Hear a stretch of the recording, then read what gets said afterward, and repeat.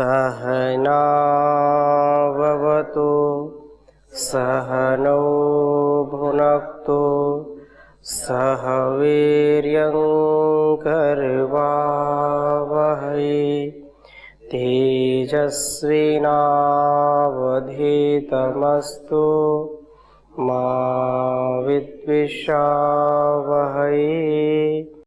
ओम शांति शांति शांति।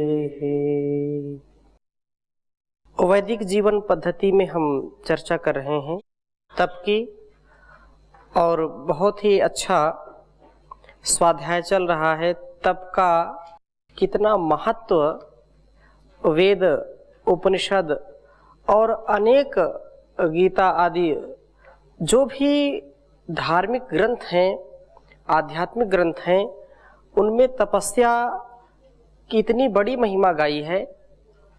निसंदेह इसका यदि व्यक्ति अपने जीवन में आधान करता है, अपने जीवन को तपोमय बनाता है, तो उस जीवन से हजारों लाखों करोड़ों लोगों का कल्याण होता है, उसका स्वयं का कल्याण होता है। इसलिए सबके जीवन में तपस्या अवश्य होनी चाहिए।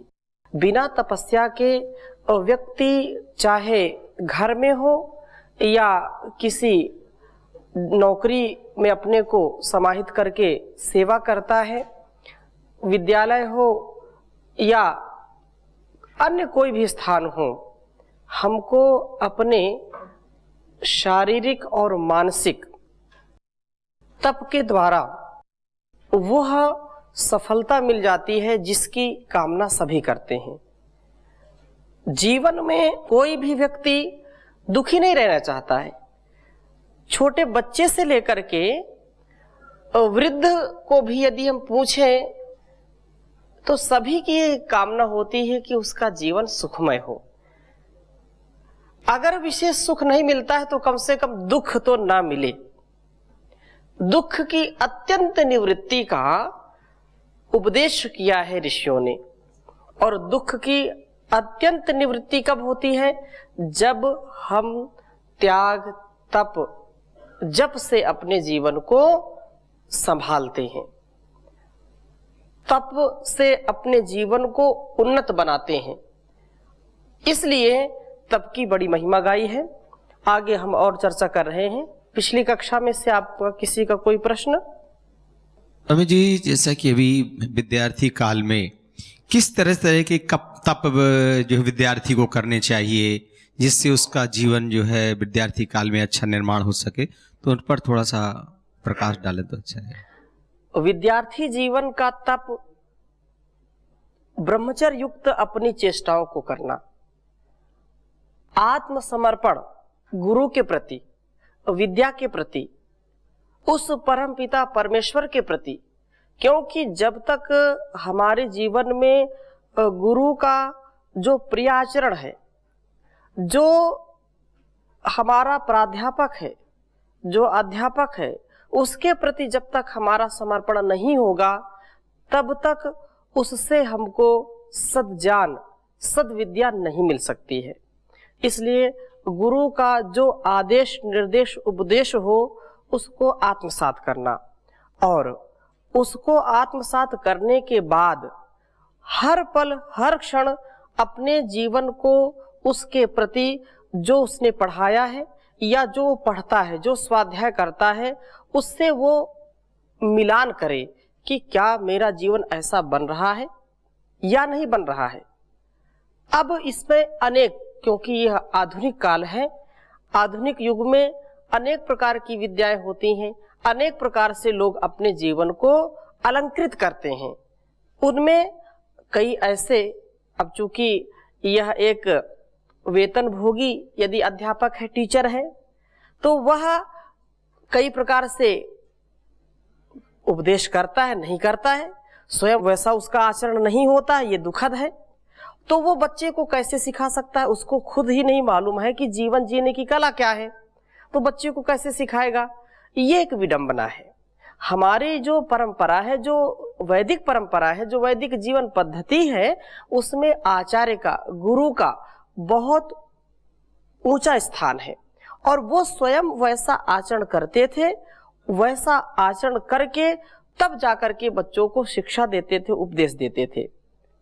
अब जो अध्यापक, जो गुरु ऐसा नहीं जी पाते हैं, तो उनको भी यह प्रयास करना चाहिए कि हम अपने विद्यार्थियों को, अपने शिष्यों को वह सुशिक्षा दें जो उनके जीवन में काम आए, उनके जीवन को सुधार सके। हाँ, हो सकता है कोई अध्यापक गणित पढ़ाने वाला है, कोई अध्यापक जो है अंग्रेजी पढ़ाने वाला है, कोई जो है विज्ञान पढ़ाने वाला है, कोई भूगोल पढ़ाने वाला है।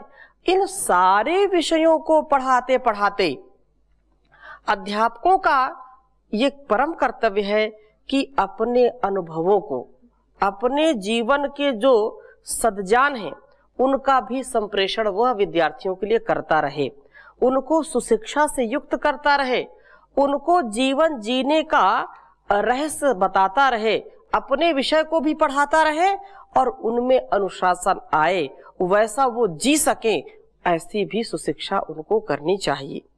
और उनमें स्वयं चंचलता अधिक नहीं होनी चाहिए। और जो विद्यार्थी है उनसे वो शिक्षा पा रहा है तो वह उनके प्रति सदा सर्वदा सर्वत्र मान रखे, उनका कभी अपमान न करे। परंतु आज के कुछ ऐसे विद्यार्थी भी होते हैं कि यदि अध्यापक थोड़ा सा डांट दे, थोड़ा सा कुछ जो है ऊंचे स्वर में बोल दे, तो उसको ही बोलते हैं कि आइए बाहर निकल करके गेट के हैं। तो वो चौराहे में उनकी जो है बहुत खातिरी करते हैं। तो ये जो परंपरा है वो बिल्कुल ठीक नहीं है। जो शिक्षण संस्थान है, आपने जो बात कही है कि विद्यार्थी कैसा तब करें, तो उसके विषय में मैं और इस बात को जोड़ना चाहता हूं। जो शिक्षण संस्थान हैं, उन शिक्षण संस्थानों का चुनाव करते समय भी विद्यार्थियों को बहुत सजगता के साथ निर्णय लेना पड़ता है और निर्णय लेना चाहिए। शिक्षा के नाम पर आधुनिक समय में ऐसी कुशिक्षा थोपी जा रही विद्यार्थियों के मनोमस्तिष्क पर कि वे अपनी संस्कृति, अपनी सभ्यता, अपने गुण कर्म स्वभाव को भूल करके अब संस्कृति के शिकार हो रहे हैं।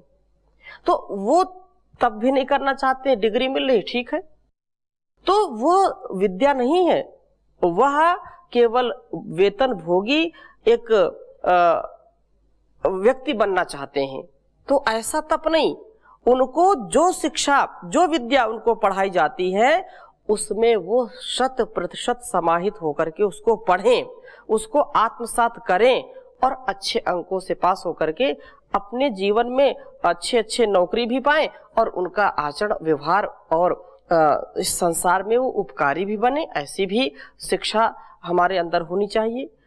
आप स्वयं अभी इस समय की क्या स्थिति है हम नहीं जानते, परंतु आप में से कई वरिष्ठ हैं और इस बात को जानते हैं कि पहले विद्यालयों में लिखा होता था कि शिक्षार्थ आइए, सेवार्थ जाइए, सत्यमेव जयते, अहिंसा परमो धर्मः।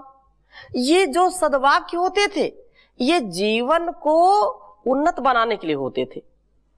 है तो दो शब्द है, शिक्षार्थ आइए, सेवार्थ जाइए, लेकिन इसको जीने के लिए एक एक पल पल व्यक्ति को जागरूकता पूर्वक जीना पड़ता है। विद्यार्थी को यदि शिक्षार्थ आइए कहा है तो उसको 100% उस पर पूरा समाहित होना चाहिए। और जैसे मैंने कहा कि शिक्षण संस्थान, उन शिक्षण संस्थानों से बचना चाहिए विद्यार्थियों को जहां पर अपसंस्कृति का बढ़ावा दिया जा रहा है, जहां पर भारतीय शिक्षा, भारतीय परंपरा, भारतीय जो संस्कृति है उस पर कुठाराघात किया जा रहा हो। फिर आप एक प्रश्न खड़ा कर देंगे इसमें भी कि ऐसे विद्यालय कितने हो सकते हैं जहां पर जो है ऐसी स्थिति हो। ऐसे बड़े बड़े जो विद्यालय हैं तो वहां तो मॉडर्न शिक्षा है और सभी वैज्ञानिक बनना चाहते हैं, सभी इंजीनियर बनना चाहते हैं, सभी बड़े बड़े रैंक में जाना चाहते हैं, बिल्कुल सत्य है। ठीक है, अपने जीवन में वो बड़े बड़े अफसर बन सकते हैं, अपने जीवन में इंजीनियर डॉक्टर बन सकते हैं, लेकिन कभी अंदर से वे पूर्णता को प्राप्त नहीं हो सकते हैं। उनके जीवन में यदि समरसता नहीं है, उनके जीवन में यदि तप नहीं है, उनके जीवन में द्वंद्व सहन करने की शक्ति नहीं है, तो वही बड़े बड़े अफसर चाहे डीएम बन जाए, एसपी बन जाए, नेता बन जाए, वही आत्महत्या कर लेते हैं। उनको जीवन जीने की कला सिखाई नहीं जाती है। तो ऐसे विद्यार्थी जो करोड़ों रुपए जो है खर्च करके बड़ी बड़ी नौकरी पाते हैं या बड़ी बड़ी शिक्षा डिग्री पाते हैं, वे जीवन की इस पद्धति में, आर्ट ऑफ लिविंग में फेल हो जाते हैं। जीवन जीने की जो कला है उसमें वो फेल हो जाते हैं। वो जीवन जीने की कला उनकी काल बन जाती है। इसलिए आपने जो प्रश्न किया है अति उत्तम प्रश्न है कि विद्यार्थियों को कैसा तप करना चाहिए। तो उनको यही तप करना चाहिए कि सबसे पहले अपने विद्या को चुने कि कौन सी विद्या उनको ग्रहण करनी है, और वो विद्या, ठीक है आज का ऐसा परिवेश है उसका निषेध नहीं है, लेकिन विद्या क्या है इस बात को भी हमको समझना चाहिए। विद्या क्या है, कई बार हमने आपको बताया, पुनः एक बार मैं और इस पर संकेत करना चाहता हूं। विद्या क्या है, तो कहा कि सा विद्या या विमुक्त है, ये भी आपने देखा होगा, सा विद्या या विमुक्त है। अब विद्या क्या है, तो बहुत स्पष्ट शब्दों में ये कहा कि सा माने वह विद्या जो विमुक्ति के लिए होती है, विशेष प्रकार से जिससे मुक्ति हो जाए, विशेष प्रकार से हम अपने जीवन के जो कुसंस्कार हैं, जो कुचेष्टाएं हैं, जो हमारे अंदर दुर्गुण है, दुर्व्यसन है, जो अव्यवहारिकता है, जो असमरसता है, जो अश्रद्धा है, जो हमारे अंदर अंधविश्वास है, उससे हम मुक्त हो जाएं, वही विद्या कहलाती है जो इससे मुक्त कर दे, हमको इससे मुक्ति दिला दे।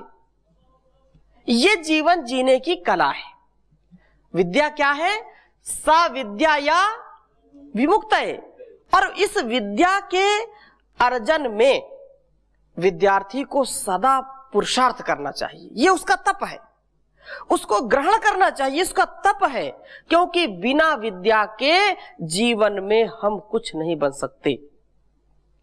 विद्यार्थी काल में इतना तप करना चाहिए, इतना पुरुषार्थ करना चाहिए कि जिस विद्या को वो ग्रहण कर रहा है उसमें वो उच्च स्थान को प्राप्त हो सके, और उस विद्या को वो प्राप्त करके वो सब कुछ पा सकता है, क्योंकि विद्या धनम सर्वधनम प्रधानम, विद्या विहीनः पशुभिः समानः।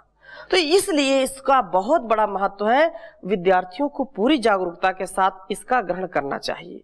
इसी को यदि कोई नौकरी ही करना चाहता है तो यही बात उल्टी कर दी जाए, सा विद्या या नियुक्त है। विद्या क्या है, जिससे लोग नियुक्ति पा जाए, नियुक्ति के लिए युक्त हो जाए, वो बड़ी बड़ी नौकरी पा जाए, ऐशो आराम उनको मिल जाए। ये जीवन जीने की कला सिखा नहीं सकता, ये और हमको बंधन में डालने वाला है। इसलिए बहुत उत्तम बात है। विद्या नाम नरस्य रूपमधिकं प्रच्छन्न गुप्तं धनम्, विद्या भोग करी यशः सुख करी, विद्या गुरुणां गुरु, विद्या बंधु जनो विदेश गमने, विद्या परा देवता, विद्या राजसु पूज्यते न तु धनम, विद्या विहीनः पशु। तो विद्या भोग करी है, विद्या सुख करी है, विद्या गुरुओं का भी गुरु है। विद्या ही हमारे कल्याण का सबसे बड़ा साधन है। इसलिए विद्यार्थी जीवन में सबसे ज्यादा पुरुषार्थ करना चाहिए। यह हमारे जीवन की आधारशिला है। विद्यार्थी जीवन हमारे जो जीवन की इमारत है, जीवन का जो वैभव है, वो विद्या के ऊपर आधारित होता है। इसलिए जितनी जितनी मजबूत उसकी नींव होगी, उतना उसका ऊपर का हिस्सा अच्छा होगा। और विद्या यदि खोखली है तो जीवन भी खोखला हो जाएगा। इसलिए कहा, आज की शिक्षा पर किसी कवि ने कहा कि आज की शिक्षा तो केवल इमारत को खड़ी करने वाली है। और लोग इसको बहुत अच्छा धंधा बना रखे हैं, लोग इसको आमदनी का बहुत अच्छा जरिया बना रखे हैं कि बस अच्छी शिक्षा के नाम पर आप जो है धन अर्जन करते रहो। वह विद्या गई जो बनाती थी मानव, वह शिक्षा गई जो बनाती थी मानव।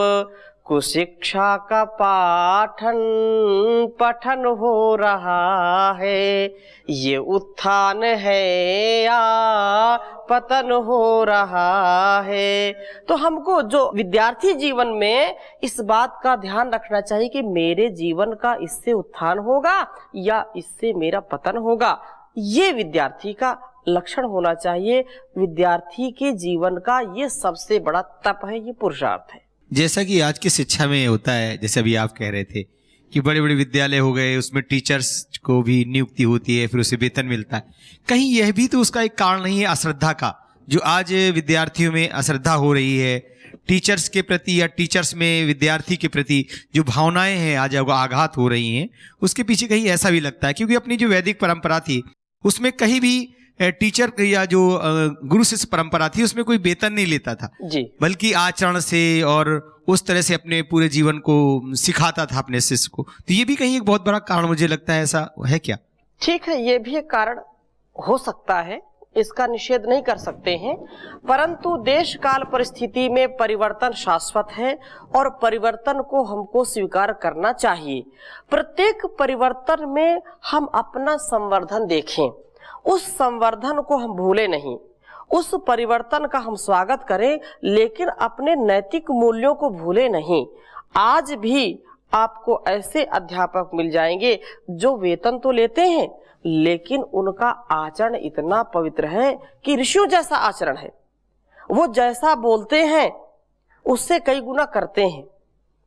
उनके जीवन में कोई दोष नहीं होता है, उनके जीवन में कोई जो है विषयों के प्रति इतनी वो नहीं होती है।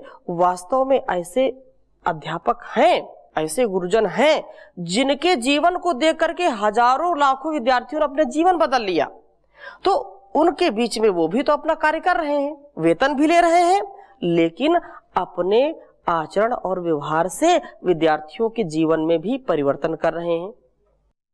तो हमको उन अध्यापकों को जो है सम्मान देना चाहिए, उनका सदा सर्वदा सर्वत्र इस बात का हम ध्यान रखें कि जिससे लोक कल्याण होता है, क्योंकि अध्यापक को राष्ट्र निर्माता कहा गया है।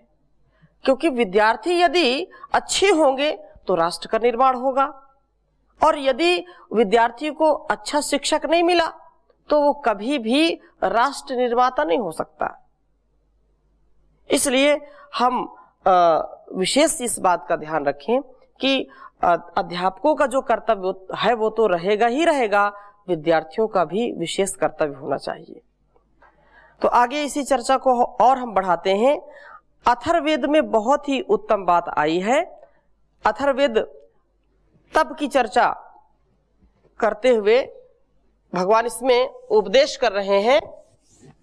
ओम अग्ने तपस्तप्यामहे उपतप्यामहे तपः श्रुतानि शृण्वतो वयम आयुष्मन्तः सुमेधसः। ये अथर्ववेद का विशेष रूप से मंत्र हमको शिक्षा देता है। एक बार उच्चारण करेंगे। ओम अग्ने तपस्तप्यामहे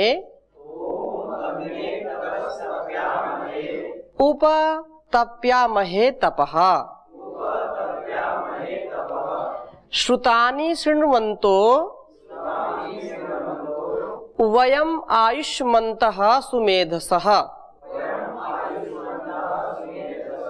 बहुत उत्तम बात कही कि हे अग्नि, ओम परमपिता परमेश्वर का मुख्य नाम है और उसके बाद अग्नि, अग्नि भी ईश्वर का नाम है और संबोधन है हे अग्नि। हे अग्नि सु, क्योंकि यहाँ पर अग्नि को आप बोलते हैं प्रार्थना में रोज अग्नि नय सुपथाराय, बोलते हैं ना कि हे अग्नि हमको सुपथ से ले चलो, हमको जो मार्ग अच्छा है, जो मार्ग कल्याणकारी है, जो मार्ग हमको अपने लक्ष्य तक पहुंचाने वाला है, लक्ष्य से भटकाने वाला नहीं है, उस मार्ग से ले चलो। तो इसलिए कहा यहाँ कि हे सुपथ प्रदर्शक, है सुपथ दर्शक, आप अच्छे मार्ग को दिखाने वाले, क्योंकि अग्नि ना हो तो मार्ग दिखाई नहीं पड़ सकता। अर्थात ज्ञान का मार्ग जब हम अपनाते हैं तो ज्ञान के बिना तो सब कुछ अंधेरा ही अंधेरा है।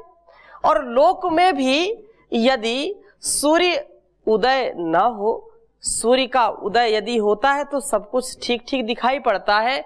सूर्य उदय जब नहीं होता है तो अंधेरा रहता है। तो सूर्य अग्नि का बहुत बड़ा एक भंडार है। तो सूर्य के उदित होने से चहुं ओर हमको स्पष्टता से कहां पर क्या है वो दिखाई पड़ता है, रास्ता हमको उससे दिखता है। और रात्रि में हम दीप से या टॉर्च या बल्ब आदि का, दीपक या अब तो शायद नहीं चलती, पहले जो है हाँ लालटेन चलती थी, तो उससे जो है रास्ता देखते हैं। तो वह परम पिता परमेश्वर जो सबका प्रकाशक है, सबके अंदर की जो अग्नि है, चाहे सूर्य में हो, चांद में हो, चंद्रमा में, या हमारे अंदर हो, या प्रत्येक वस्तु में जो अग्नि है वो कहाँ से मिलती है, कहाँ से प्राप्त होती है? वो परमात्मा से। और परमात्मा हमको सद्ज्ञान से उस अध्यात्म मार्ग की ओर प्रेरित करता है। उस अध्यात्म मार्ग का रास्ता हमको बताता है जहां हमको धर्म, अर्थ, काम और मोक्ष की सफलता की प्राप्ति होती है।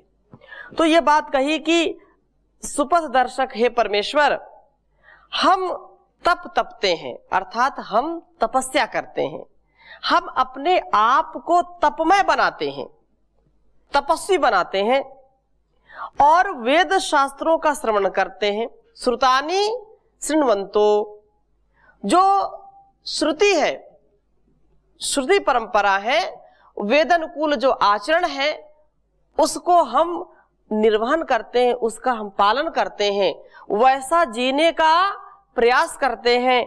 इसलिए कहा कि उसको वेद आदि शास्त्रों का श्रवण करते हैं और दीर्घ आयु को प्राप्त करते हुए वयम आयुष्मन्तः सुमेधसः श्रुतानि शृण्वन्तो, वेद आदि शास्त्रों को सुनते हुए, क्योंकि आप भी यहाँ पर अनेक जो है वेद शास्त्रों की चर्चा सुनते हैं।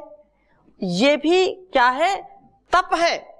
आप ये तप कर रहे हैं और वैदिक जीवन पद्धति के दर्शक भी रोज बैठते हैं, रोज देखते हैं, तो ये भी उनका क्या है? तप है। और वो तप किस लिए है? क्योंकि वह परम पिता परमेश्वर अपने उपदेश से हमको सुपथ की ओर ले जा रहा है, हमको कल्याण के मार्ग से ले जा रहा है। इसलिए ये प्रार्थना कही कि हम इसको तप रहे हैं, तपस्या कर रहे हैं, वेद आदि शास्त्रों की बात को सुनते हुए, दीर्घ आयुष को प्राप्त करते हुए तथा उत्तम मेधावी बनते हुए, वयम आयुष्मन्तः सुमेधसा, सुमेधसा मेधावी बनते हुए हम पुनरपि निरंतर तपते हैं। अर्थात हम तपस्या से कभी भी विमुख नहीं होते हैं। तपस्या को अपने जीवन का एक महत्वपूर्ण अंग मान करके सदा सर्वदा सर्वत्र तपस्वी हम बन रहे हैं, ये आपकी आज्ञा का हम पालन कर रहे हैं। इसलिए हम हमारे जीवन में उन्नति को प्राप्त हो, हम हमारे जीवन में सदगति को प्राप्त हो, कभी दुर्गति को प्राप्त न हो, कभी कुमति को न प्राप्त हो। सुमेधसः, अच्छी मेधा से, प्रज्ञापूर्वक रोज प्रार्थना आप करते हैं, या मेधाम देवगणा पितरश्च उपास्ते, और धीमहि धियो यो नः प्रचोदयात्। ये हम उत्तम बुद्धि की कामना करते हैं, क्योंकि यदि बुद्धि अच्छी है तो सारा जो है हमारा कर्म शुद्ध होगा। बुद्ध हुए जो है, जो शुद्ध हुआ वो बुद्ध हुआ। ऐसी मनोभावना से हम सतत तपते रहें, तो हम इस तपस्या को ऐसे ही अपने जीवन में धारण करें।